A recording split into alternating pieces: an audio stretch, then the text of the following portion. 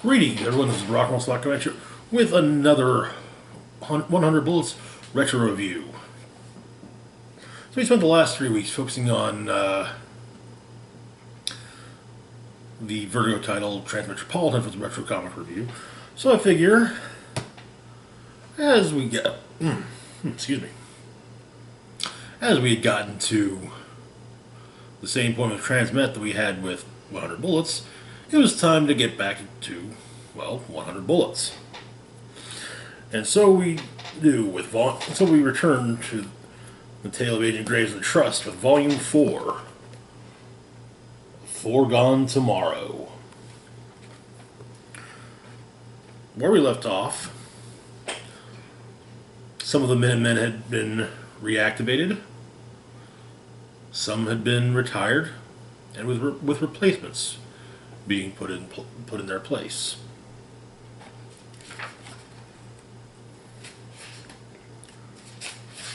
So, first we begin in New York. The Central Park. Mr. Shepard is meeting with Benito Medici. At the same time, there's some dispute about drug dealing in the park going on.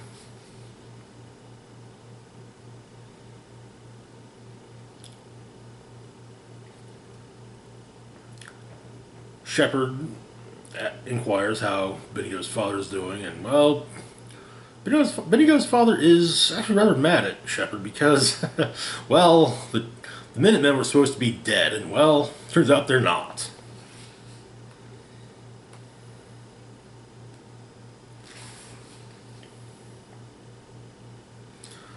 Of course, Benito and his father want to know why Graves is still alive, but Shepard says it's a good question, not the important one.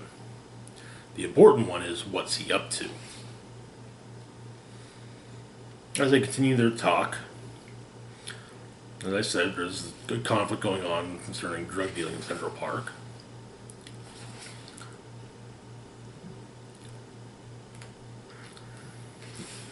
Which does end in bloodshed. Which, well, Benito and Shepard ignore because it's not their problem.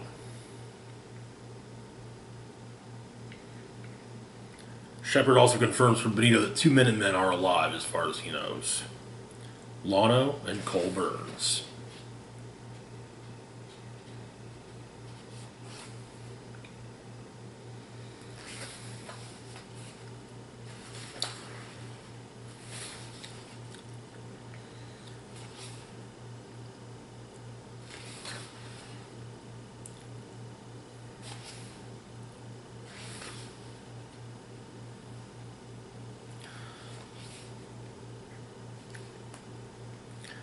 And then the two leave the park just as things heat up. Move on to the story Sell Fish and Out to Sea.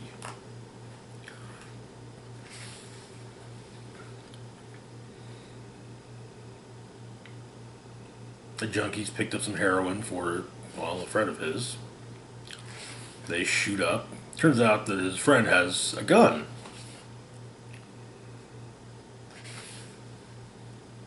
Then he tells the story of how he got the gun.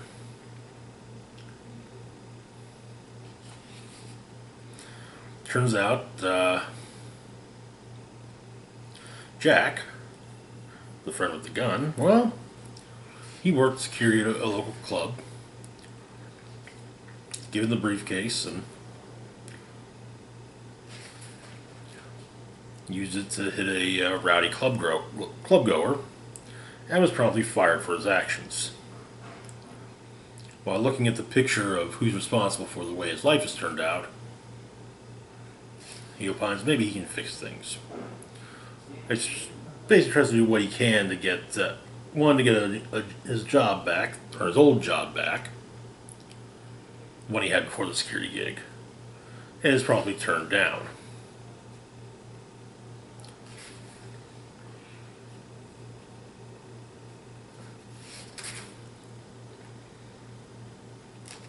After spending the night with his ex-girlfriend at his ex-girlfriend's place,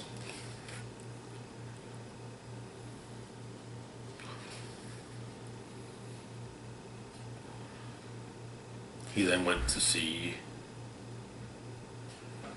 and having coffee with her in the morning, he went around to try and get, at least something.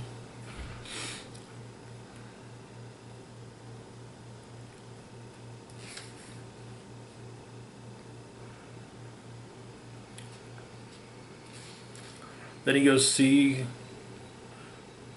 his mom and his brother, family business.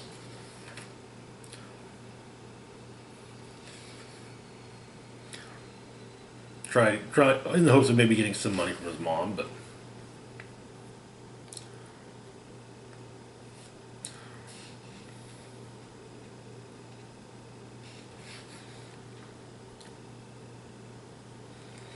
however, back in the present, Jack's friend keeps on noticing the fact that something really reeks in the place they're staying. And finally,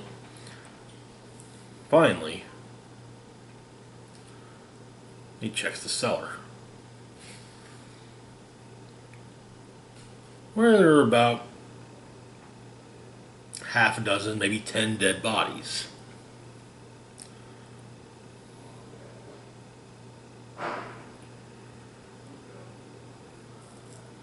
And Jack explains that he was given 100 untraceable bullets, and there's really only one he's got to keep a hold of. And we find out who the picture, the briefcase, was of: himself. And that's where the story ends. Which brings us to Red Prince Blues.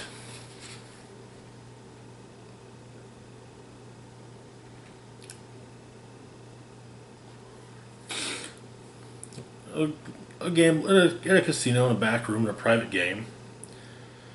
A man named Hank is playing cards, and things seem to be going well. But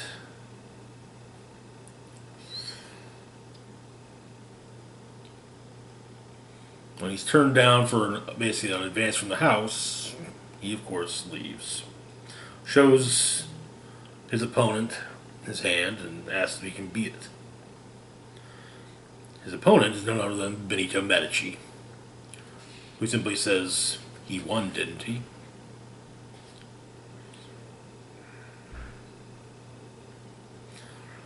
Benito then goes to visit another guest, Megan, also of the Trust. The two of them talk before Megan opts to go for a swim. Back with Hank, it turns out that he was trying to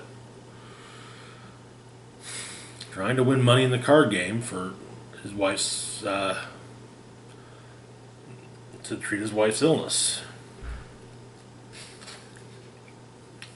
However, things didn't work out. At the pool, Megan and Benito meet with Mr. Perez, also of the Trust. While Megan swims, Benito and Perez talk about goings-on, as apparently a meeting of the Trust is going down. Back with Hank, not Perez. Hank's trying to figure out just who the guy is that beat him. Because, let's just say he's not too happy about how that went.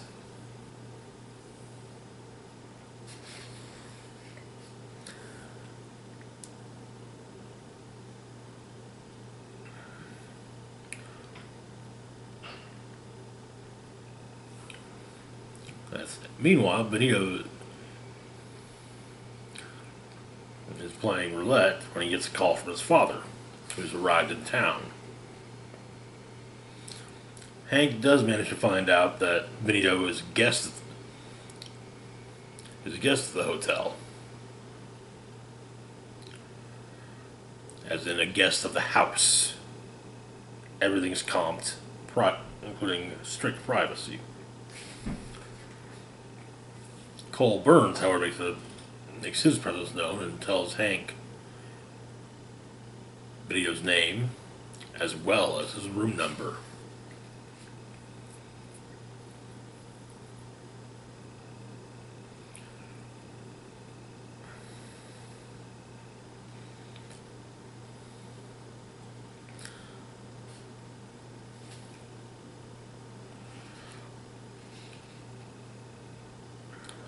Moving on to part 2, Benito is continuing to gamble and win.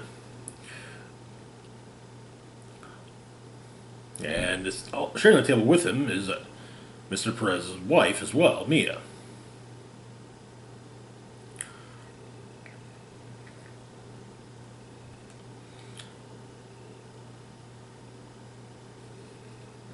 Hank, however, is leaving the hotel, has left the hotel not feeling too great.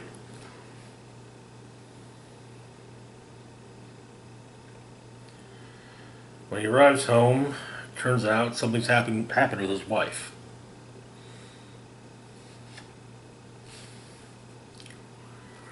And now we meet Mr. Medici, Benito's father, enjoying the company of a lady of the night in his suite.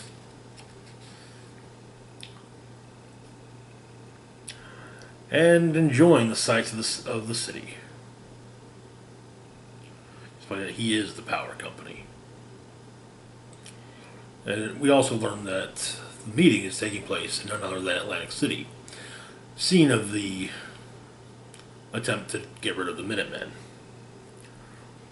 Graves and Burns meet up.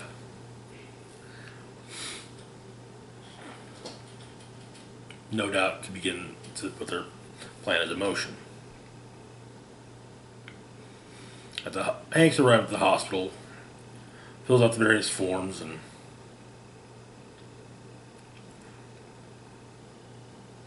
turns out he doesn't have insurance, so he always has a sucker's bet.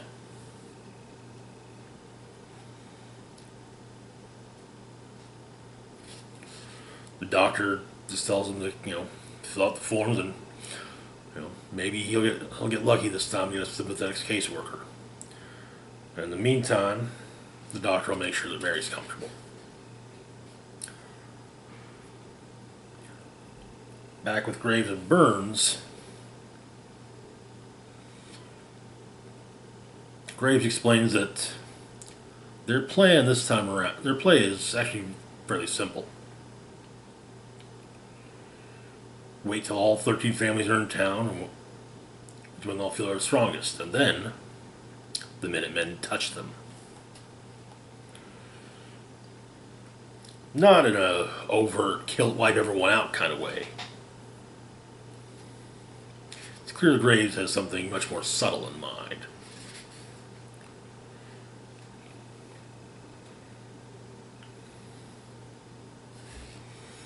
To have a drink. Excuse me.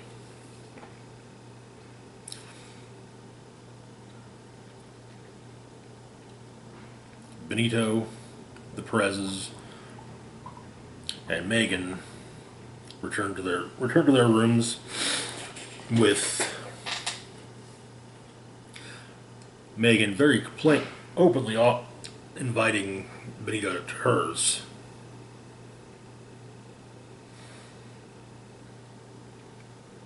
Which he turns down.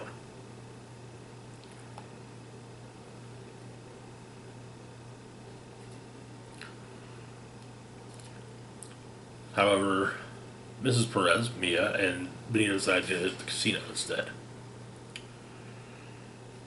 However, a message is left for Benito. He meets with Mr. Shepard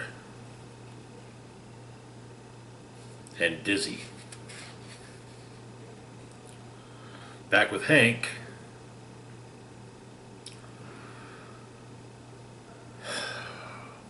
He's at a pawn shop.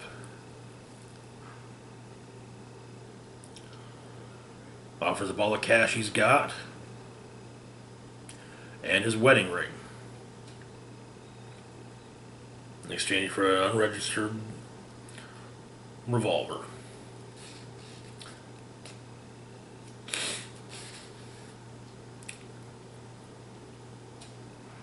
Which brings us to the meeting of the trust.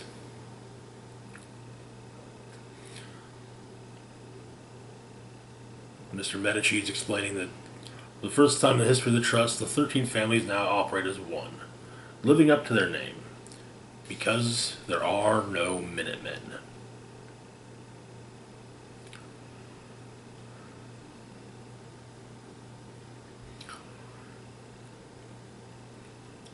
During the meeting, Hank goes to Benito's room.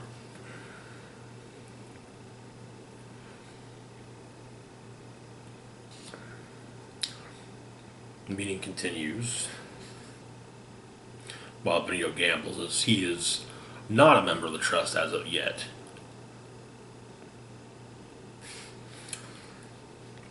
During the meeting, however, Mr. Perez gets a text message, is paged. Something he has to take care of. Medici suggests that Megan join Perez, if for no other reason than to watch a master negotiator in action. Megan's not stupid, and she understands that Perez doesn't really want her with him.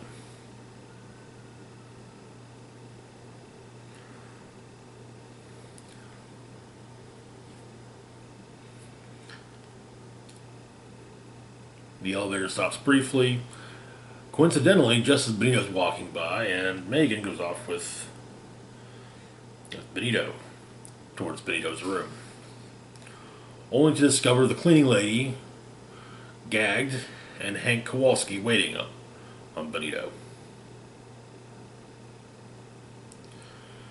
Back with Mr. Perez, however, well, it wasn't a business deal that he was being paged about, or at least not one that he could discuss in front of the rest of the trust. Graves paged him.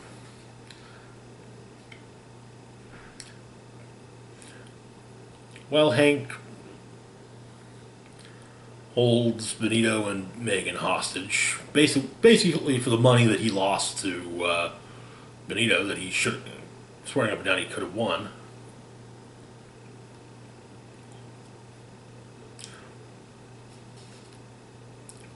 Graves and Perez talk.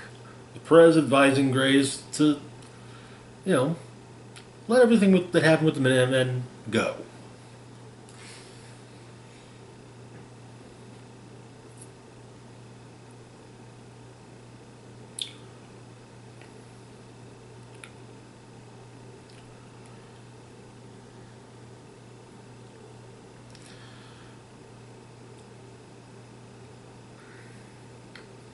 Hank has told Benito and Megan his story.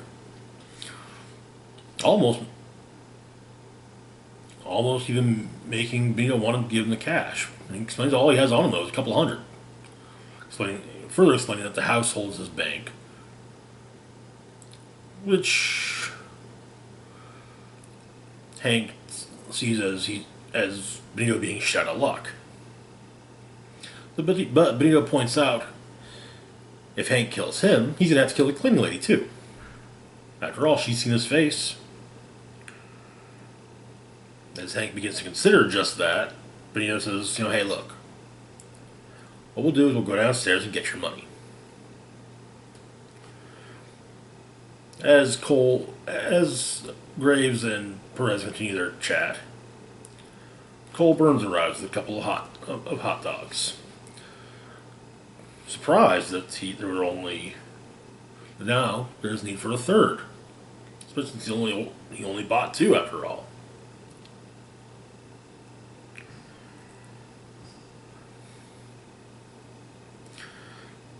However, between the two hot dogs is a stiletto.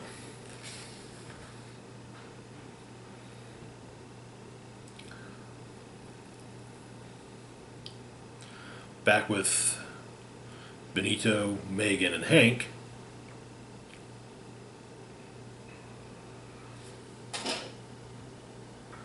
Benito has returned with the money, but he makes Hank an offer. In one pocket, he's got the 12 grand that Tank would be that Tank feels he's owed. On the other, he has a chit on the game for that night. $100,000 chit.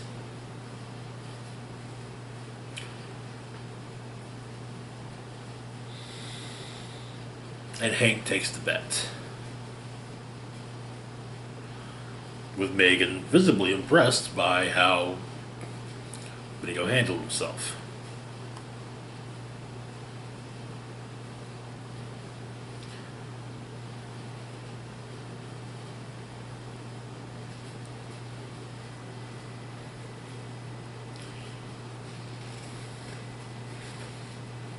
Meanwhile, that stiletto I mentioned found its way into the side of Mr. Perez, whose corpse now sits on the boardwalk next to two uneaten hot dogs.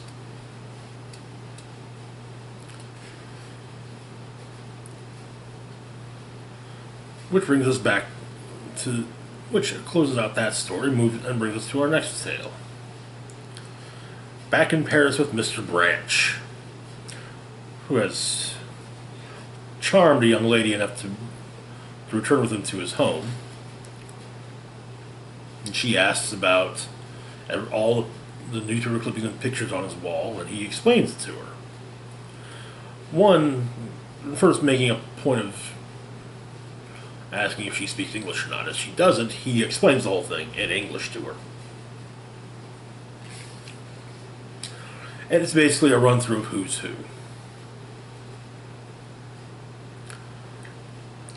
It's kind of a,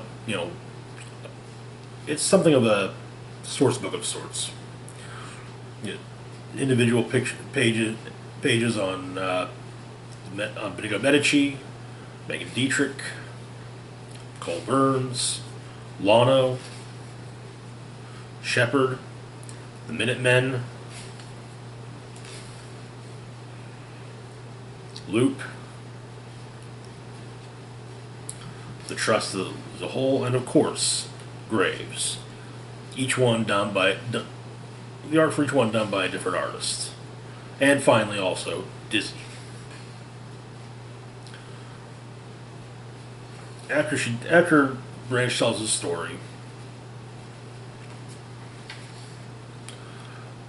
the young woman goes to the bathroom and discovers Branch passed out, and takes the money out of his wallet and leaves.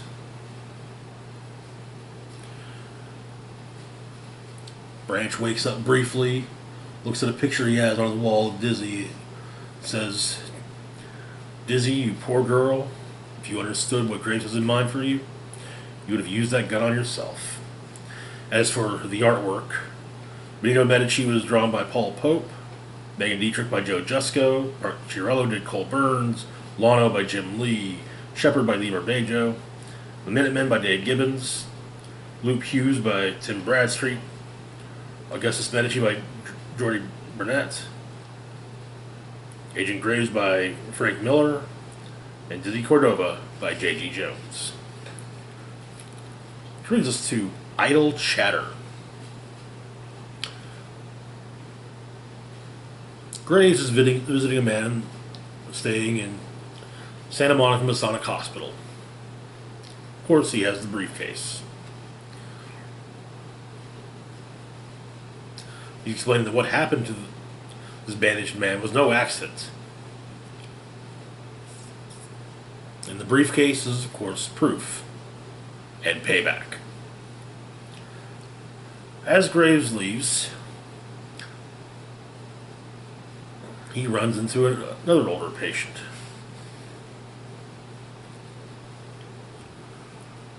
The patient asks Graves if Graves remembers him.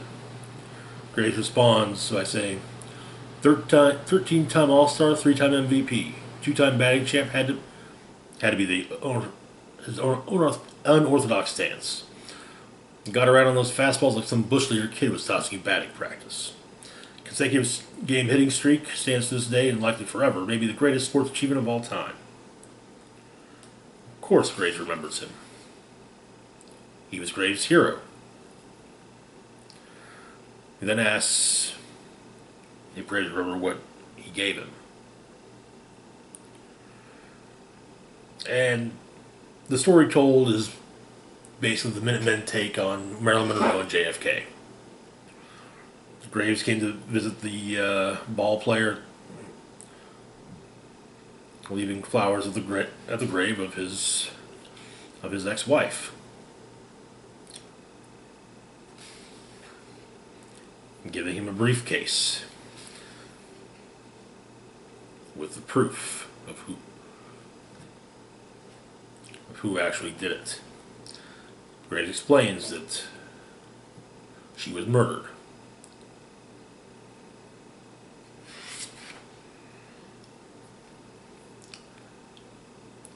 Nimbutal injected in her right breast.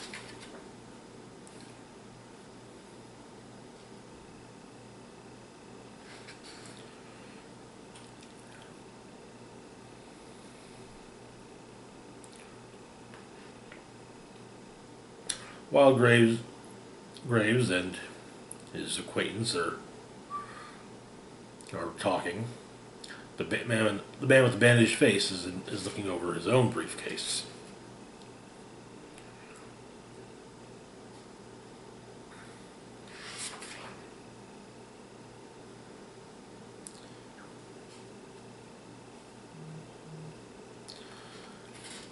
Then explained that the picture in the briefcase that was given back in the early 60s was that of John Fitzgerald Kennedy.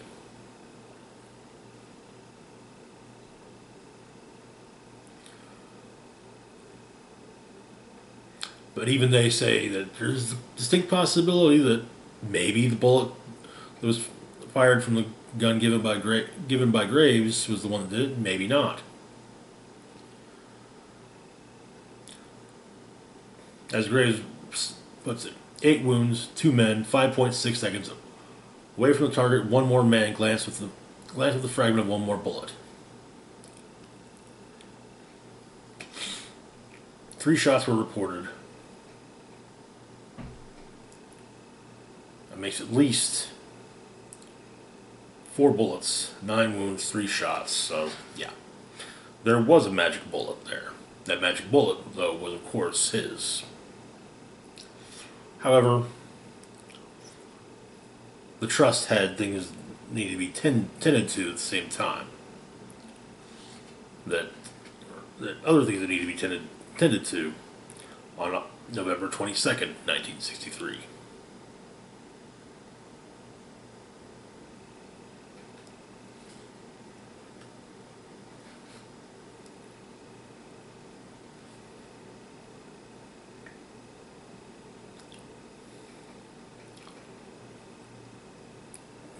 Before Graves leaves, he asks Graves to do him a favor.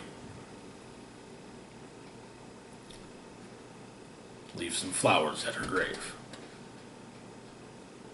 And that's where that story ends.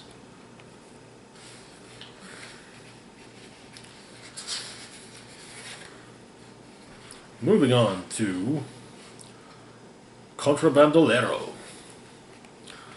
Pick up with 8-Ball, formerly of Chicago, at a gas station filling up.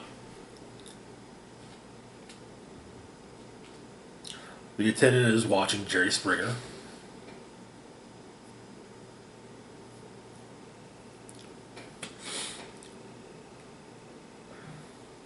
Eight-Ball fills up,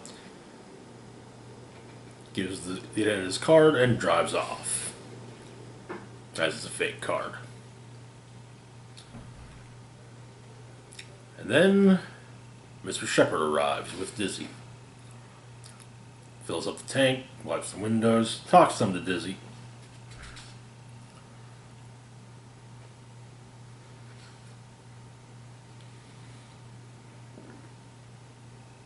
Later that night at the bar, the attendant's hanging out with some of the other barflies, and, well, they get to drinking.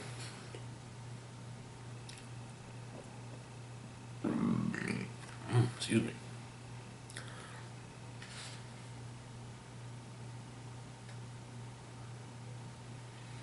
And playing drinking games for money. However, one of them has to take care of some business outside. That business outside involves Dizzy, however, and well, it does not go well as she kicks him back in through the door. So the attendant, Wiley Times,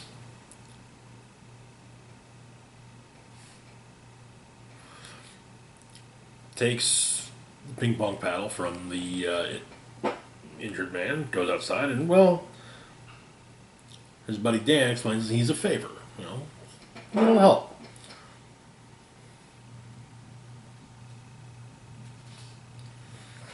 Claims to be Hopper. Introduces him to 8-Ball. Though, to a degree, Wiley and 8-Ball already met.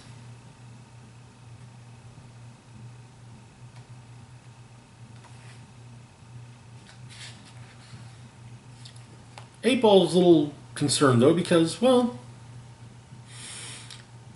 if this guy is supposedly Hopper, got the, why is he working a minimum wage shit job? It's explained as, taxes.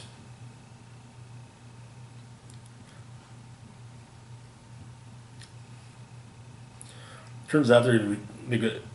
8-Ball wants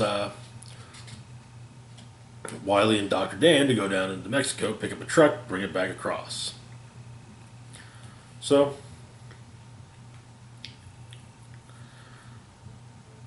Wiley returns home, local motel, and it just happens to be the same hotel that Dizzy and Shepard are staying at. Dizzy offers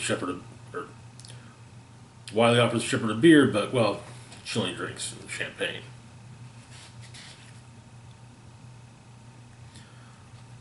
Dizzy asks who Wiley is, and that's a good question.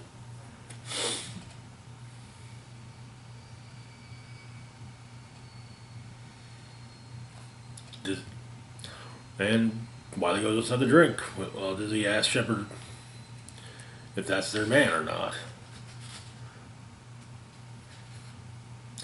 Next morning, Dizzy wakes up Wiley, who's passed out outside.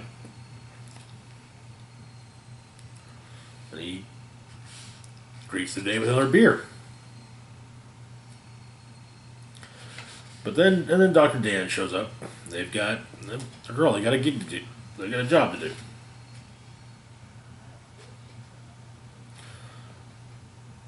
As Dr. Dan and Wiley leave, he explains to Dizzy that him and Dan are bullfighters. Though Shepard insists it's more like bullshitters. So 8-Ball tells them what they got to do.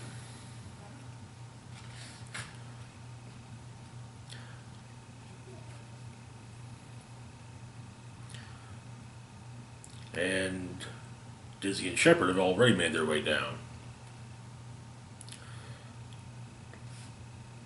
Shepard after all has some contacts and begins asking around for them.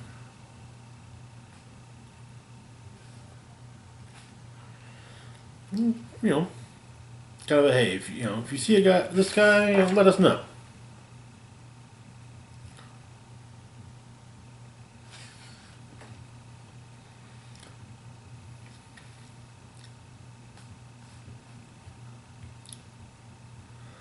And then 8-Ball, who's waiting at the bar, is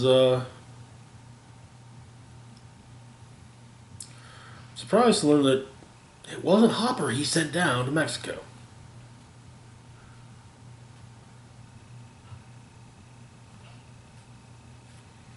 Back in Mexico,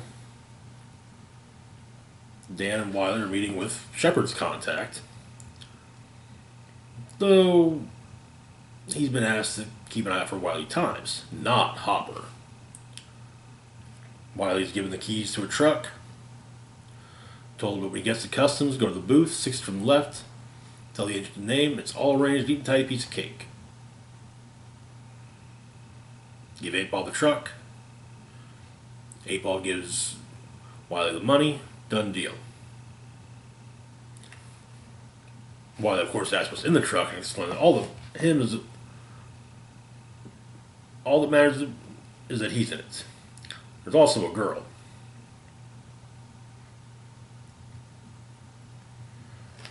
She's being smuggled across the border.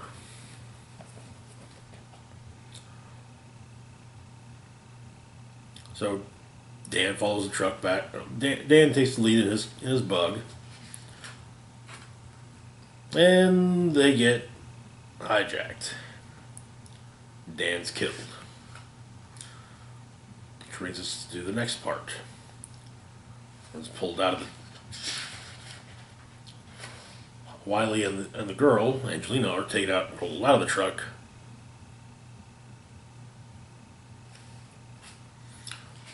However, turns out there was an Uzi in the truck as well. Which Angelina uses to take down the guys who hijacked them.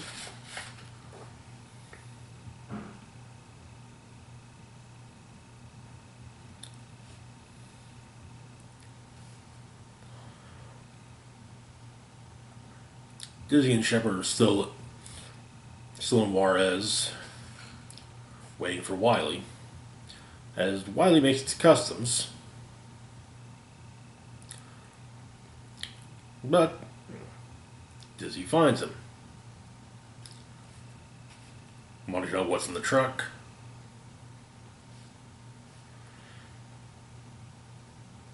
And, well, she's also hoping he's not carrying dope. He's not smuggling dope. He says the only dope he knows about is him.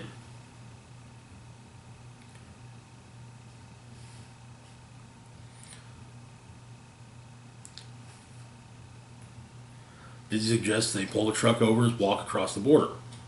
But Wiley can't. He owes it to Dan to see the job through.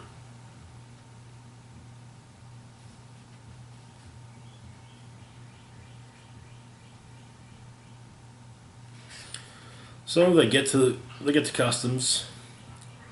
Tell six booth over. Tells you his name.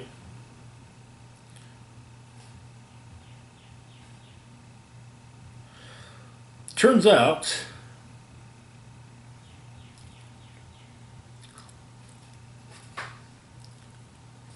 the Uzi was for the Border Patrol agent. So it's handed off. Wiley makes the delivery, and they find out that in the truck are birds. Then 8-Ball shows up with the actual hopper. Suffice to say that 8-Ball and Dizzy are surprised to see each other. Wiley explains that Dan's dead.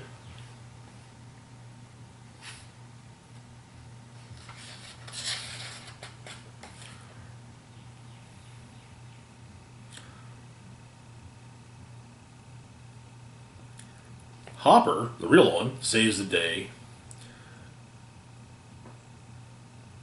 He's not happy that, Dan's dead over some birds, which he lets fly away.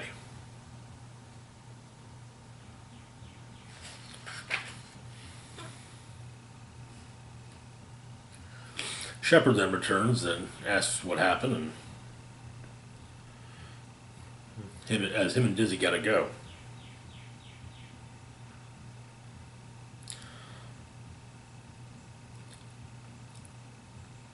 Shepard refers to Wiley by name, and Wiley says he doesn't remember telling Shepard his name.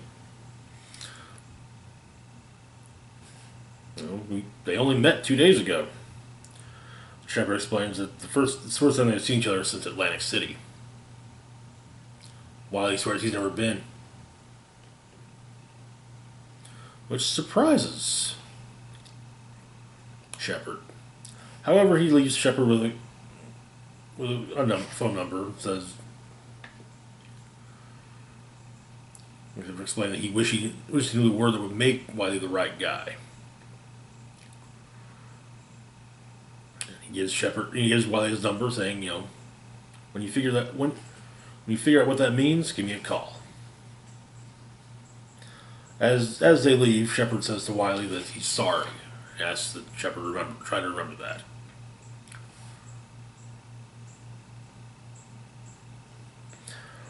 The story ends, as does the trade, with 8-Ball and Angelina making their way to Chicago.